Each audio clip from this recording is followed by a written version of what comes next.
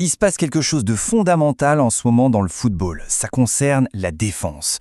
Oui, un poste qu'on a longtemps cru figé, immuable, est en train de se métamorphoser là, sous nos yeux. Ça peut paraître complètement fou, n'est-ce pas? Et pourtant, cette idée, elle est vraiment au centre de l'une des évolutions les plus passionnantes du foot moderne. C'est simple, ça vient faire exploser tout ce qu'on pensait savoir sur la structure d'une équipe. Alors, regardons bien cette scène. Ce qu'on voit là, c'est pas du tout une montée à la va-vite, un coup de poker, non. C'est Alessandro Bastoni, un défenseur central, qui s'avance délibérément pour se transformer en véritable meneur de jeu. Et attention, ce n'est absolument pas un hasard, c'est une stratégie pure et simple. Bon, voilà le programme pour décrypter ensemble ce phénomène. On va voir ce qui définit ce nouveau type de joueur, comment ça s'intègre dans un vrai système, qui sont les cracks qui incarnent ce rôle, comment on gère le risque, parce qu'il y en a un, et puis finalement, pourquoi tout ça, c'est très probablement l'avenir du foot. Donc, pour bien comprendre, ce que fait Bastoni, c'est pas juste un petit exploit personnel, pas du tout. C'est en train de devenir la nouvelle norme, le nouveau standard au plus haut niveau. Pour faire simple, c'est comme si le défenseur, le numéro 4, avait carrément bouffé le milieu défensif, le numéro 6. Et c'est là que ça devient vraiment, vraiment intéressant. On pourrait se dire « Ah, c'est de l'instinct, du pur génie ». Eh bien non, c'est tout l'inverse. On est en train de basculer. On quitte l'époque de l'improvisation, même géniale, pour entrer dans l'ère du protocole. C'est une mécanique d'équipe huilée à la perfection. La comparaison est super importante pour bien saisir le truc. D'un côté, on a une légende comme Baresi. C'est monté et c'était de l'instant pur. Un coup de génie, mais un coup de génie solitaire. Et de l'autre, eh bien, on a le défenseur hybride d'aujourd'hui. Sa montée, ce n'est pas une intuition, c'est une réaction. C'est une réponse à un signal tactique bien précis. C'est ça le protocole. Alors concrètement, c'est quoi ces signaux? D'abord, il y a ce qu'on appelle le libérosystème. En gros, si les milieux de terrain sont complètement bloqués, c'est au défenseur central de devenir la solution. C'est automatique, ou presque. Ensuite, il y a le principe du troisième homme. Là, c'est la course du défenseur qui va créer le désordre, attirer un joueur et, hop, libérer un coéquipier. Mais au final, quel que soit le déclencheur, l'objectif reste le même, créer un homme en plus au cœur du jeu. Et attention, on n'est pas du tout dans l'improvisation, tout ça c'est ultra calculé. Il suffit de regarder les données de pitch control pour s'en convaincre. Quand un défenseur monte, son équipe gagne 18% de contrôle dans l'axe du terrain, c'est énorme. Évidemment, il y a un risque, on perd 12% de contrôle derrière. C'est un pari, oui, mais un pari dont les probabilités sont parfaitement mesurées.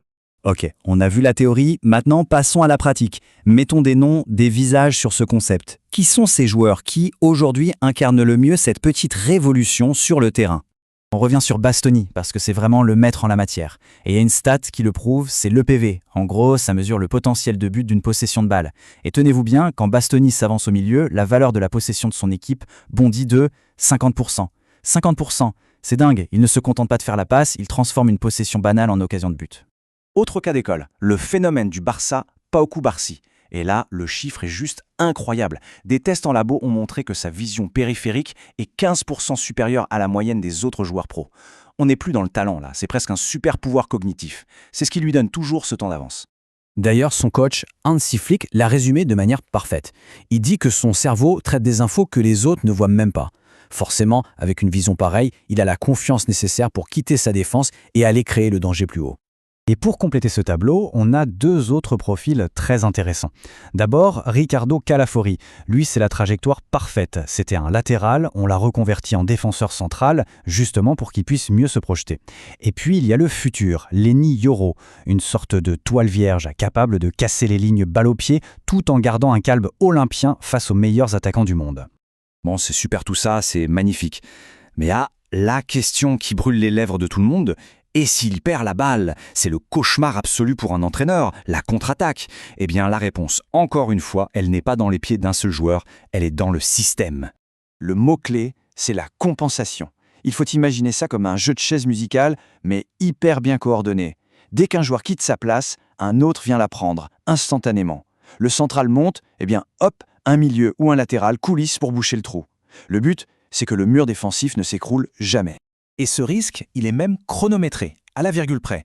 Les datas nous disent qu'un défenseur hybride a très exactement 8,3 secondes pour revenir en position. 8 petites secondes, c'est la fenêtre de tir pour l'adversaire. Et c'est une véritable course contre la montre que les coéquipiers doivent absolument gagner pour couvrir leur partenaire. Donc, la décision de monter, ce n'est jamais un coup de tête. C'est le résultat d'une sorte de checklist mentale exécutée en une fraction de seconde. On peut la résumer avec l'acronyme BOTS. B pour ballon. Où est-il? O pour opposant. Où sont-ils placés? T pour teammates, les coéquipiers. Comment sont-ils positionnés? Et S pour space, l'espace, lequel attaquer. C'est un scan à 360 degrés, permanent, ultra rapide. Et on arrive donc au bout de cette analyse. Ce qu'il faut retenir, c'est que cette évolution tactique, elle ne change pas seulement la façon de jouer. Non, elle est en train de redéfinir en profondeur ce qu'on attend d'un défenseur et surtout, comment on évalue sa performance. Ce tableau, il résume parfaitement le changement de paradigme. C'est un vrai séisme. Hier, un bon défenseur, c'était un destructeur. On applaudissait les tacles et les interceptions. Aujourd'hui, un grand défenseur, c'est avant tout un créateur. On ne regarde plus seulement les tacles réussis. On mesure sa valeur balle au pied, sa capacité à créer du jeu. On est vraiment passé du mur à l'architecte. Et cette phrase, finalement, elle résume tout à la perfection. Le défenseur moderne, il a peut-être un numéro 4 dans le dos, mais il joue comme un numéro 6. Et surtout, il pense comme un numéro 10. C'est la fusion parfaite entre la puissance et l'intelligence. Une véritable révolution qui, croyez-moi, ne fait que commencer et qui va complètement redessiner le football qu'on regardera demain.